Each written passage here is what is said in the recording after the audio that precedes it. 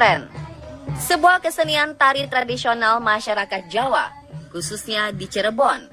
Kesenian ini tumbuh di pesisir utara Jawa Barat dan Jawa Tengah, antara lain di Indramayu, Cirebon, Majalengka, Jatibarang, Brebes, Pemalang, Banyumas, Kabupaten Kuningan, dan Pekalongan.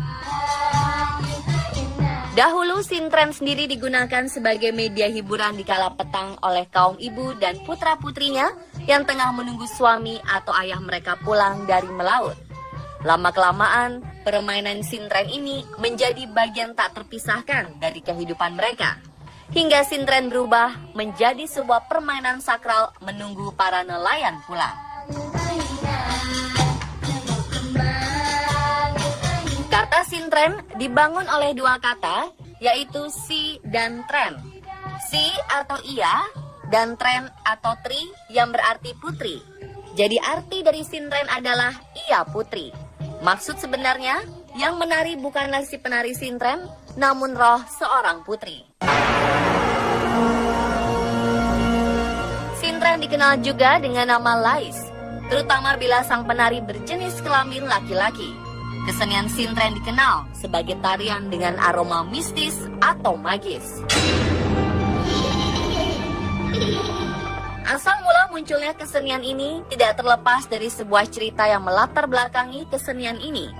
Ada dua versi berbeda yang menceritakan asal mula sintren. Versi pertama yang berkembang di Cirebon bercerita tentang para ibu dan putra-putrinya yang tengah menunggu suami atau ayah mereka pulang sebagai nelayan mencari ikan laut. Versi kedua menceritakan tentang kisah percintaan Raden Sulandono dengan Sulasih, seorang putri dari desa Kalisalak. Sayangnya hubungan asmara tersebut tidak mendapat restu dari Ki Bahurekso. Akhirnya Raden Sulandono pergi bertapa dan Sulasih memilih menjadi penari.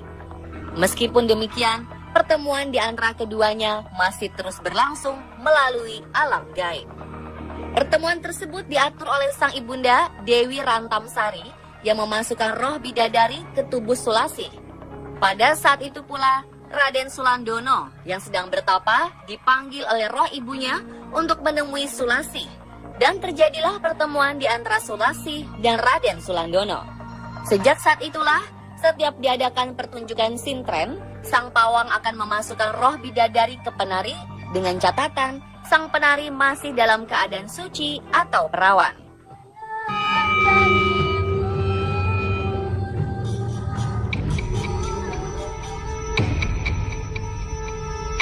Sebelum masuk ke Islam di tanah Jawa, kesenian sintren syarat dengan hal-hal magis dan sakral. Sebelum memulai pertunjukan, seorang penari sintren harus melakukan beberapa ritual seperti berpuasa dan mandi air kembang. Konon, pada saat memainkan sintren, penari sintren tak sadarkan diri alias kerasukan. Kesenian sintren ini digunakan sebagai salah satu media pengiring doa dan ritual, serta sebagai alat meminta berkah dan simbol pembawa berkah. Biasanya kesenian sintren dilakukan saat upacara adat sedekah laut yang disebut nadranat, atau rasa syukur masyarakat pesisir dengan mengadakan upacara larung sesaji ke laut. Setelah Islam masuk di tanah Jawa, khususnya Cirebon sekitar abad ke-14, budaya kesenian sintren kemudian dikembangkan sebagai media dakwah Islam. Sintren itu adalah menggambarkan perjalanan manusia dari tingkat nol atau dari titik kesederhanaan hingga naik ke puncak seperti keranda atau kurungan itu ya, jadi membentuk oval gitu ya.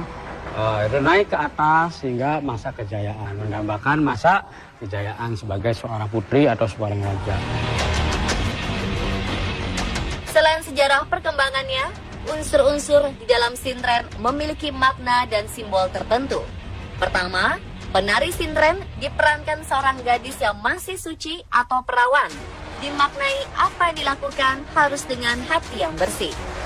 Kedua, pawang dengan menggunakan wewangian kemenyan untuk ritual doa, bermakna mensucikan dan meminta perlindungan kepada Tuhan Yang Maha Esa untuk kesuksesan pertunjukan sintren.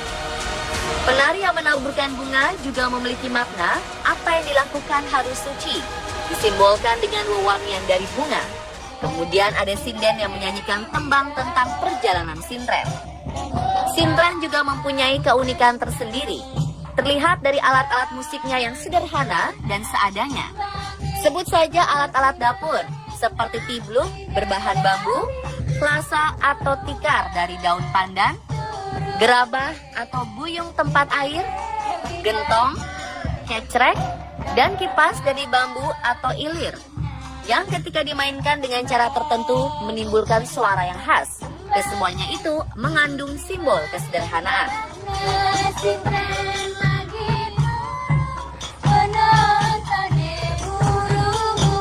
Para sinden dan penari akan merias diri secantik mungkin dan mempersiapkan bunga yang akan ditabur. Pemain lain mempersiapkan carangan atau kurungan untuk penari sintren.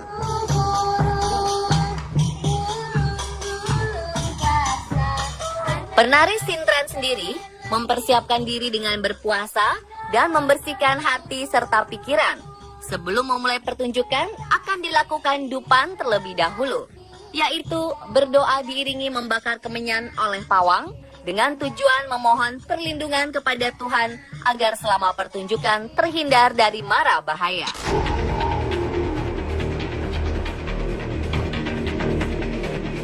Awalnya, pertunjukan sintren disajikan pada waktu sunyi dalam malam bulan purnama.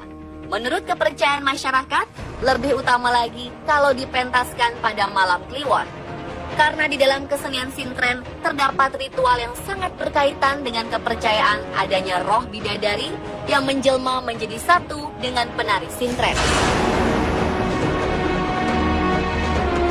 Pertunjukan sintren diawali dengan aksi si pawang mengikat penari sintren dengan tali tambang mulai leher hingga kaki, sehingga tidak mungkin sintren dapat melepaskan ikatan tersebut dalam waktu cepat.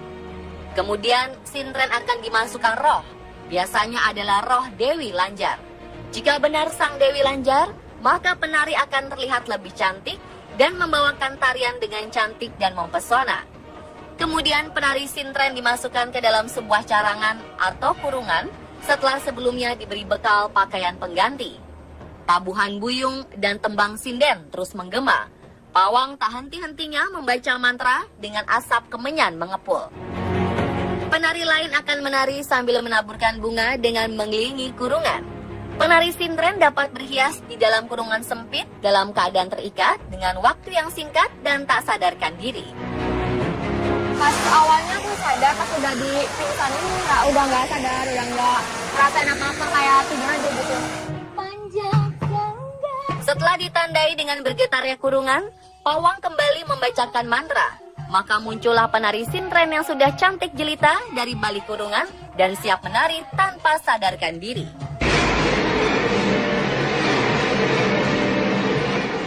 Sang sintren sudah berganti dengan pakaian yang serba bagus, layaknya pakaian untuk menari topeng dan kacamata hitam. Sang pawang kembali membacakan mantra, seketika pula sintren menari.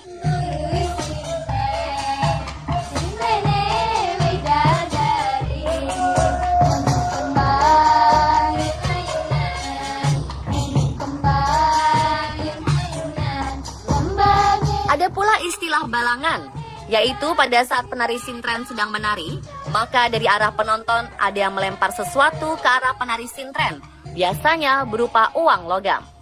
Begitu uang logam mengenai tubuh, maka sang penari sintren akan jatuh pingsan. Sebelum jatuh sampai ke tanah, sintren akan ditangkap oleh dua penjaga yang selalu berada di sekelilingnya. Pada saat itu, pawang akan membangunkan kembali roh yang ada di dalam sang penari sintren dengan menggunakan mantra-mantra tertentu sambil membakar kemenyan dan diteruskan dengan mengusap wajah penari sintren. Ini bertujuan agar roh bidadari datang lagi sehingga penari sintren dapat kembali melenggak-lenggokkan tubuhnya.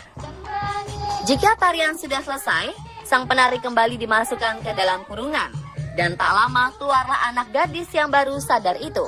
Ajaibnya, ia kembali mengenakan baju yang pertama kali dikenakannya sebelum menari sintren.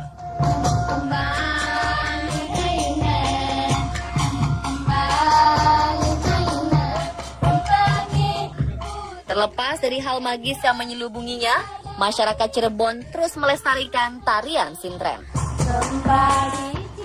Mau melestarikan kalau bukan itu karena ingin melestarikan budaya Cirebon atau budaya tradisional. Nanti anak cucu kita juga harus tahu gitu kalau ada budaya kayak gini sebelumnya. Sedih lah ya, masa tarian dari zaman dulu udah mau punah, kan harusnya ada generasi penerusnya untuk menarikan lagi. Dan pemirsa, itulah sintren, tarian magis asal Cirebon dan daerah pesisir utara Jawa.